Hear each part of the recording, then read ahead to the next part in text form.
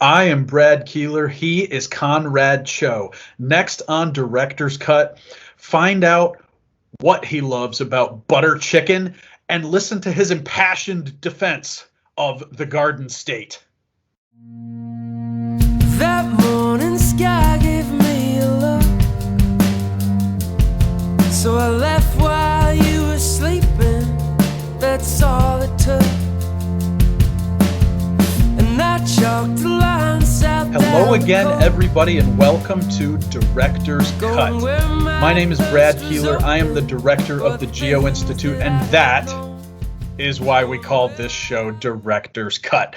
Every week, I sit down with a different GI member who tells us all kinds of wonderful things about their life. They might also tell us things that are not wonderful, but we are accepting of those things, and we still air those episodes anyway.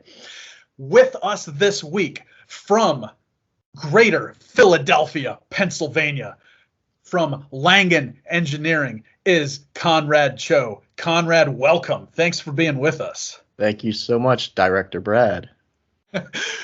Happy to Just be here. like we do every week, there will be 10 questions. Some of them will be about fun things. Some of them will be about professional. Actually, I messed that up. Some of them are about personal things. Some of them are about professional things. All of them are about fun things. I really should know this by now. We start with you, Conrad, the same way that we start with everyone else on Director's Cut. Describe your job in 45 seconds.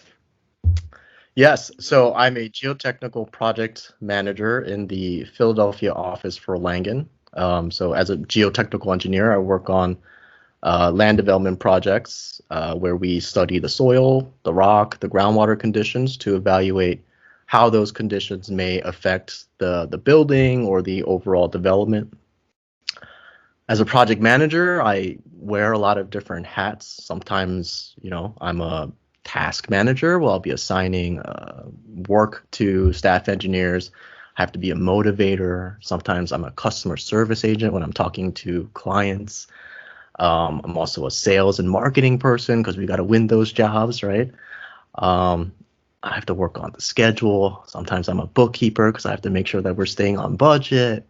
Sometimes I'm a 911 operator, right? When the calls come in like, oh, something so-and-so is doing this on a site, we have to figure out a solution to that. And that's a lot of stressful work. So sometimes I'm a meditation expert, And you do it all gracefully and without and making it look effortless, right? Which part of that would you say you have to work on the most on a day-to-day basis? Like, what thing are you constantly trying to improve? Ooh, I would say the self-meditation part of it.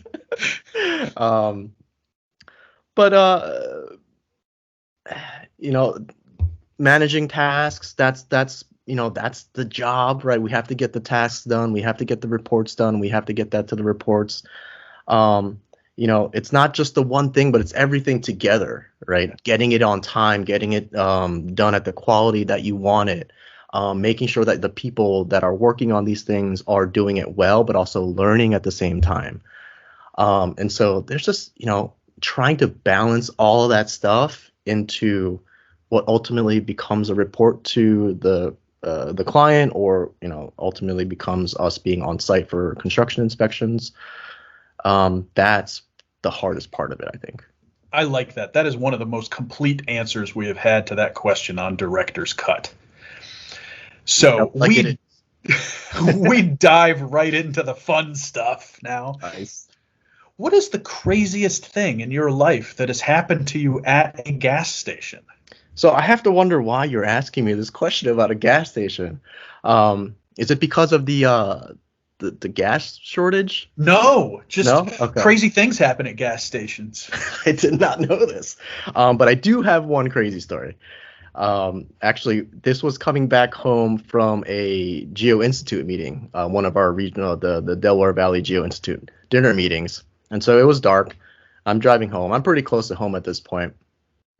And I'm pulling up next to this SUV, and I can tell the person swerving a lot, right? And so I slow down. I'm trying to be cautious. I don't want them to swerve into me. And then once I find my opportunity, I pass them, but I'm making sure I'm looking behind my in the rearview mirror, and I actually see this person drive up on the curb and like come back. So like they're driving erratically, right? I'm like, all right, rearview mirror, I'm done with this situation. I pull up to a red light, and I see that same car coming at me, right? I'm like, don't hit me, don't hit me, don't hit me. Sure enough, bam, hits me. It wasn't like super hard, right? It was, I don't know, she was probably going like 20 miles an hour. I feel like in that situation, though, there's no such thing as not that hard. Like, it happened. Well, I wasn't injured, right? So, yeah. And you know, this is all happening at this stoplight, and there's a gas station over on the corner, and she hits me. I get out, and I'm like, you know, I'm doing the thing, like, are you okay? Find out it's an elderly lady. She's like, oh, I was just visiting my husband at the hospital, and you know, I'm starting to feel for her, but at the same time, like, you know, I'm like trying to like control my feelings, like, how am I supposed to feel here? And she keeps on telling me like, oh, I can't open up my glove box. I can't open up my glove box. I'm like, what does that mean, right? And so like, she's clearly like not completely there. And now we're in the middle of the street, red light, turning green, turning red, turning green, like cycling over. Cars are like passing us. I'm like, we have to get out of the road, right? So I go back to my car, and I'm about to move, and then she hits me again. I'm like, what in the world? Like, so she was pretty close to me, right? It's not like she like slammed into me again, but she bumped me again. I'm like, what? And as I'm turning around, like trying to, you know, give her a gesture, not a mean gesture or anything, she hits me again. I'm like, what is going on? So I'm like, I just need to get out of here. So I pull over into the gas station. And at this point, I'm like, I really hope she comes to the gas station. She could totally just like book it and get out of here. I don't think she was like in the state of mind to do that, right, to think about doing that. So she did ultimately come into the gas station and call the cops. Cops arrive, and you know, this is all just kind of unfolding in front of the gas station attendants. And yeah, it was pretty crazy. And also, she was having trouble getting out of the lane too. Like, I don't know what her impairment was, but like she just couldn't navigate coming over to the side and parking into the gas station. She was like half in the lane, like half in the lane that she started in and half into the lane that she wanted to go. It was just chaos. See, I told you, crazy things happen at gas stations. Yeah, I guess. I bet you've never been hit 3 times by the same person other than that. Oh, luckily, yeah. Hopefully it never happens again. So we do a lot of thinking back on Director's Cut, and mentioned at the top of the show that you're at Langan. You've been at Langan for quite a while, but you left for a while to go to grad school, and then you came back. What did going to grad school several years after undergrad mean to you? Do you think you approached it differently than if you had gone straight through? For sure. Getting that work experience, I think, really changed my approach.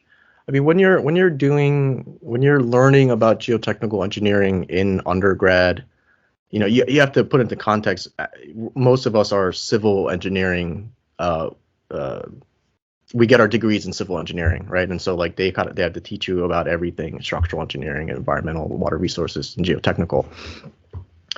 So while you get, you know, a good base understanding of what geotechnical engineering is, you don't understand geotechnical engineering until you're actually in the profession, actually doing it. And working in geotechnical engineering industry is very different from learning about it in a classroom. So having that experience for 3.5 years, and then going to grad school, I think it made me a lot more mature, and it certainly helped me understand the material better.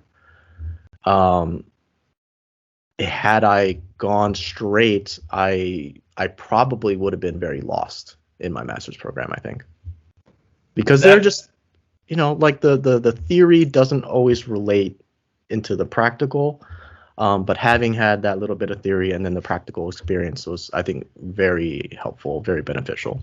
So here's a bonus question on that one. How do you feel like it impacted your job coming back with that master's degree? Do you feel like you approached things really differently?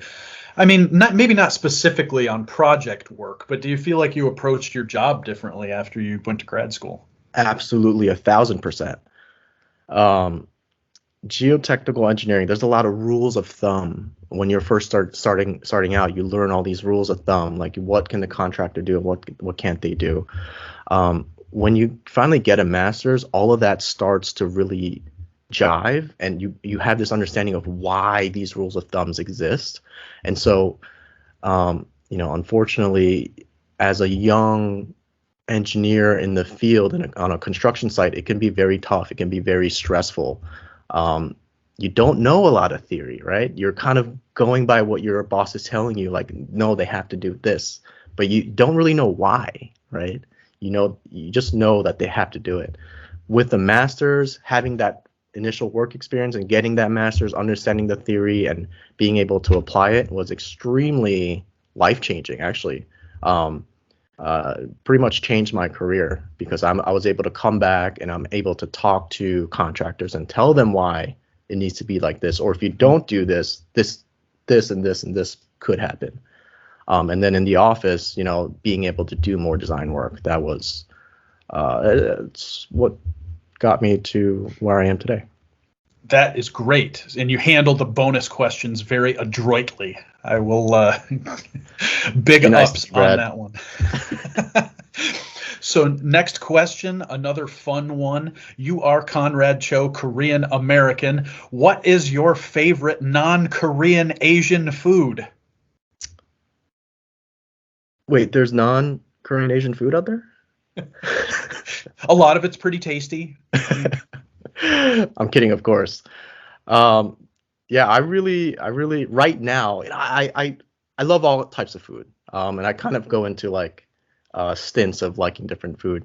But right now, I would say the main cuisine is Indian. When I can't decide what I want, because I usually try and like have a variety. But when I can't decide, I'm always gonna love Indian, right? So my go-to right now is butter chicken with a side of garlic naan. An excellent choice. You could have that pretty regularly, I feel like, and it'd be okay. Yeah. So what about Korean food? This is your bonus question on this one. For people who haven't had a lot of Korean food in their lives, what would be the gateway food for them? What would you recommend? Man. So I think you would probably have to go with like kind of like what's the most marketable, and that's the Korean barbecue. Marinated beef or Korean ribs. I think that's where you go and they cook it for you on the table. That's it's an experience and the food is delicious. So you gotta start off on a high note. I think you gotta go there. Excellent. We won't. I had several more. We could make this a food show, but I've always had to avoid that in the past, and we're going to stick to the other stuff here. Maybe we'll have a food bonus question at the end too. All right. So back to work now. What project did you work on that turned out to be a lot more exciting than you first thought it was going to be? Okay. Good thing this is a geotechnical engineering talk. What I find interesting is probably not what most people out there find interesting. But I was recently involved with a project. It was a podium structure with 2 high-rise towers, just about 30 stories tall. And it was going to be on caissons, right? High loads. It's going to be on caissons in the mica schist in Philly. And we gave our original skin friction and end bearing parameters, typical values that are given in in this region. And we were going to need, because of the high loads, we were going to need caissons possibly up to 8 feet in diameter, right? These were going to be pretty huge caissons for a residential structure. But the contractor, they pushed to do bidirectional load testing. And so, we were fully on board with that. We convinced the owner that this would ultimately end up in a cost savings for them. And in any case, we went through with it, and we were able to justify twice the skin friction and the end bearing. And so we were able to use caisson diameters that were a lot smaller, right? So this was already an interesting project because it's going to be on caissons, pretty high profile building. But as a geotechnical engineer, whenever you go into a caisson project, you don't expect to be able to do a load test because it is expensive, right? And you're talking about really high loads that you need to load it to. But I was fortunate enough to be a part of this project where we actually did the load test, and so made it even better. And you got to give yourself some credit there. I think our viewers will find that interesting, even if they are not hardcore engineers. So the other question we ask all of our guests on Director's Cut is as follows. How did you first get involved in ASCE and GI? Mm-hmm. Yeah, I've seen a couple of your other shows, and I think it all pretty much always starts off with like going to ASCE in school. The free pizza, right? Free food. One of these times, somebody's going to give me some amazing dramatic story about how they were kidnapped and they were only going to be set free if they became an ASCE member or something like that. I'm waiting for that moment. That'll be a highlight. Is that something you're up to, Brad? No, we don't do that. That's definitely we do not do that for prospective members. You've been warned. Yeah, but that's, I mean, I started out going to ASCE meetings in school. I went to a very small engineering school. But you know, we still had our ASCE chapter. I was involved with the steel bridge competition. And then as I wouldn't say I was very involved with ASCE when I was in college. When I was a professional, went to the occasional GI meetings in the Met section in New York. Again, working full time, so wasn't able to make every meeting, but you know, here and there when I thought things were interesting, I would go. But the Met section is huge, right? I mean, there are a lot of members there, and it wasn't, for me, it was a different vibe than when I moved to Philly. It's a lot, you know, it's a smaller community here. And I was able to experience one of their dinner meetings, and it was just completely different. You know, a lot more intimate, a lot fewer people. So I saw this as an opportunity to, you know, learn more about these people, become part of the greater community, and a position on the board opened up, and I thought this would be a great way to kind of get an understanding of how the GI works. You know, meet more people than I was just by going to the dinner meetings, and then also, you know, just kind of giving back and having a different perspective of geotechnical engineering beyond what I get from work, I thought would be good for my growth. And that is a really great progression. A lot of the people that we've had on here, you're right, it starts with pizza. You went with steel bridge, which is good. We get a lot of concrete canoe on this show. So see, you changed it up. Don't worry. So I don't think we've addressed this directly yet in this interview. You are from New Jersey. You are from the Garden State. It gets unfairly attacked sometimes, I feel like, in popular culture and in the media. What is your best defense of New Jersey? Yeah. I wasn't sure where you're going to take that. I mean, it sounded like you were almost like pitying me that I'm from Jersey. I don't, you know, my wife's from Jersey. I've spent a lot of time there. I can't really criticize it too much. Jersey's awesome. Jersey's great. You know, I grew up and lived in Jersey for most of my life.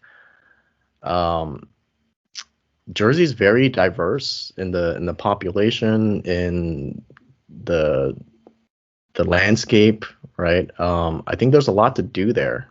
We have beaches, we have mountains, really great campsites, hiking trails, and just I think the neighborhoods are great.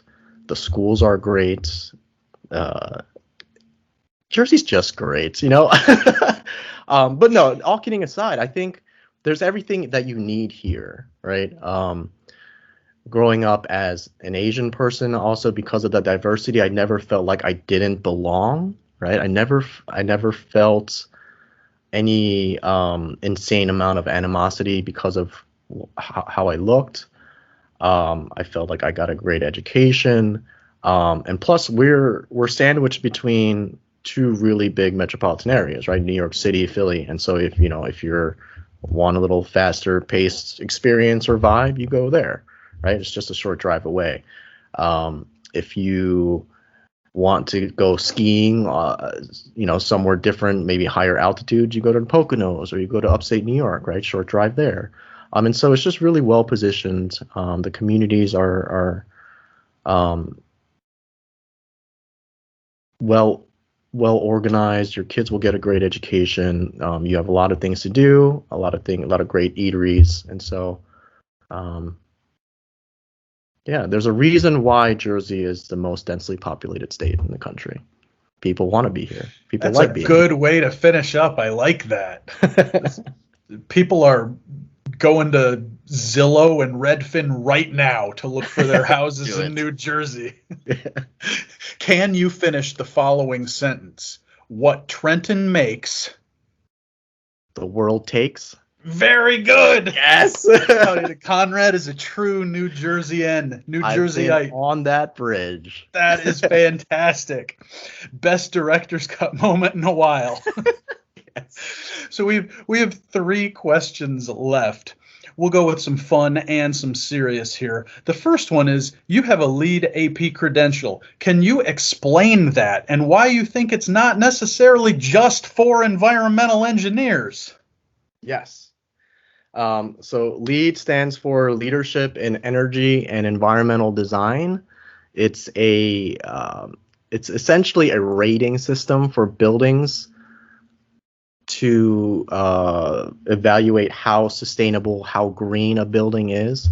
And so a lot of it has to do with the materials that the building is made up with, the mechanical systems, how efficient they are in regulating different temperatures, changes in weather.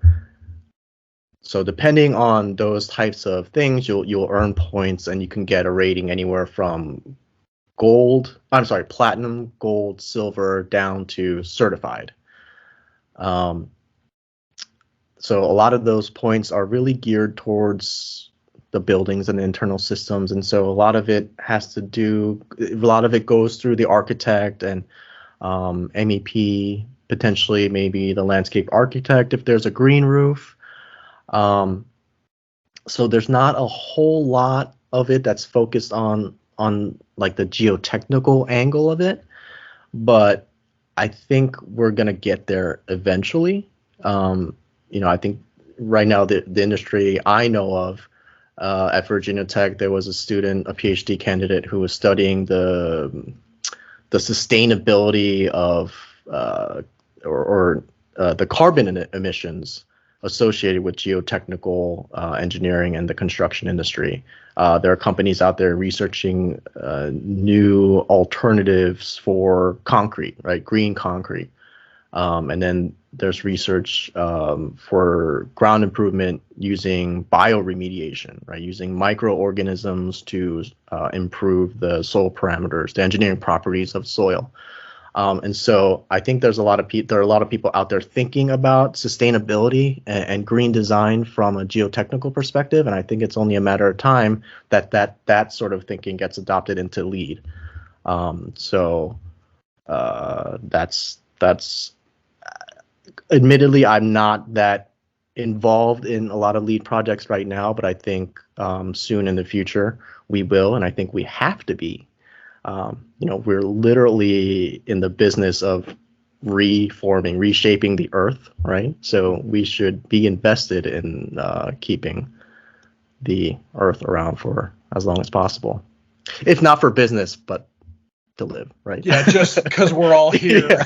That would be a good thing. So you mentioned sales and marketing at the top. You've done a really good job of that today. You just selling the LEED credential there. You sold New Jersey to everybody. Butter chicken. I feel like butter chicken sales are going to be up here If you shortly. haven't tried it, go order it. We're down to our final 2 questions. What is the most entertaining song lyric that you have misheard? And were you embarrassed when you found out what the lyric really was? What I'm about to tell you is I actually don't really know what the exact lyric is. I refuse to look it up. But actually, the only reason why I know that I misheard the lyric is because there were like articles about it. And I only read the headlines. I didn't actually read the full article. But it's the Starbucks lovers thing. I kind of wondered if you were going Taylor Swift on this. My reputation aside, that's what I'm gonna go with. Yeah, it's a Taylor Swift song.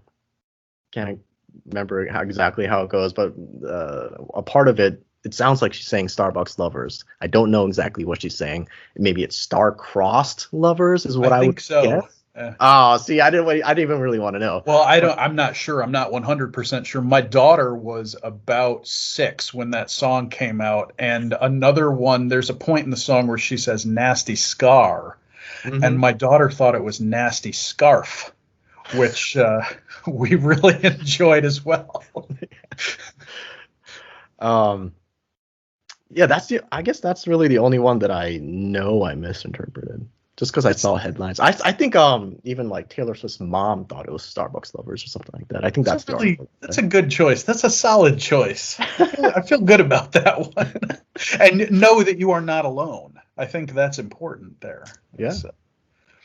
So our final question, you were recently a guest on our Inclusion and Diversity Lives show that we have every other month. So a little plug for that. Menzer Pelavan hosts that on the very YouTube channel, which you are watching this on. It is May. It is Asian American Pacific Islander Heritage Month. What is the significance of that for you? And I got the second part of that question. We'll do both at once here. Have you had an Asian mentor in the profession or someone to look up to? Yeah. Yeah, it was great being on the diversity and inclusion live stream. That was an amazing honor. Thank you for having me on there. Yeah, I guess what the Heritage Month means to me, especially in light of everything that's going on with the whole COVID persecution and that kind of stuff.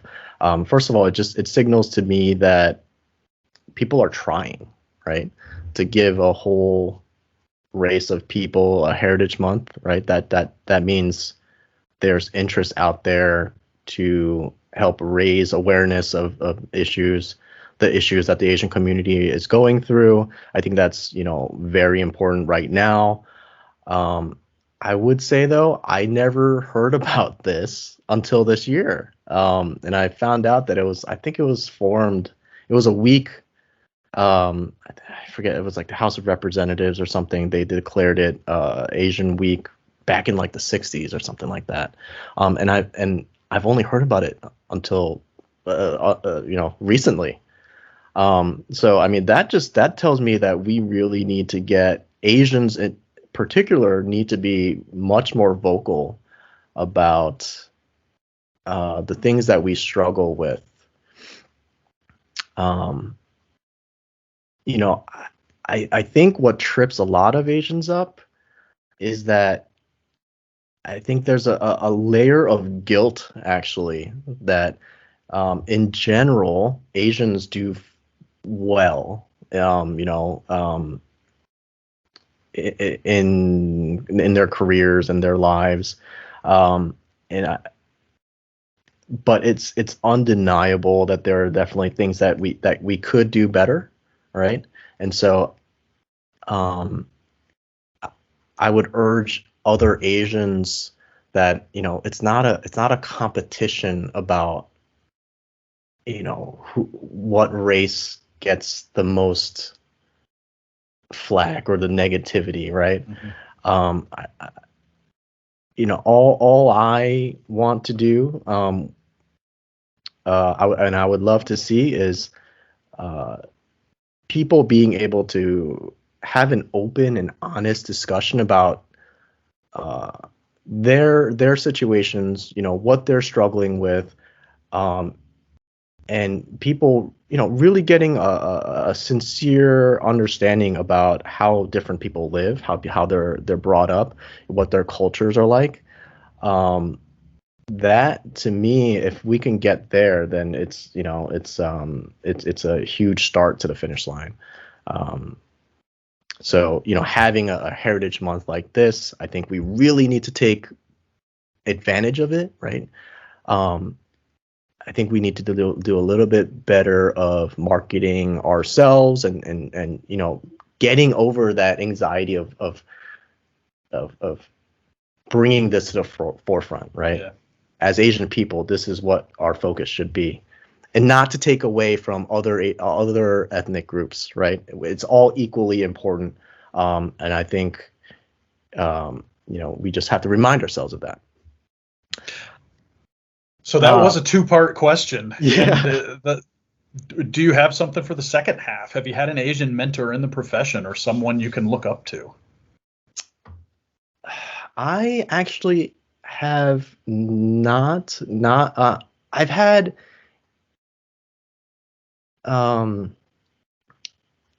Asian people who were above me in terms of ranking in the company that I did look up to, not for very long because they didn't stick around at the company for too long. But yeah, one person in particular, I really appreciated how he tried to get the younger engineers together, typically of Asian descent, and trying to formulate this, a little bit of a community. And he kind of offered himself up to give advice and, just, I guess, break down that sort of, that rigidity between staff engineer and project manager, right? Mm-hmm. I think he started that process for me. But at the same time, I can count on my one hand how many people I've experienced do that for me. And so because of that, I feel like I want to be that mentor for other younger engineers who are just starting out. So something else you can add to the 37 things that were in your first answer about what is included in your job. One more hat, as it were. Yep. Well, that was great. That was very thoughtful, Conrad. We really appreciate that and all the energy and effort you put into all the answers today. I think people found out a lot, which is always what we strive for on Director's Cut. If you enjoyed this, and I hope you did because you stuck around all the way to the end, you should click subscribe. You should click the little bell that will let you get notifications, and we will let you know every single time we post something to our YouTube channel, which is frequently. Conrad, thanks again for being here today. I think this was fun. Yeah, I had a blast. Thanks for having me. Thanks for being on, and we will see everybody next week. Bye.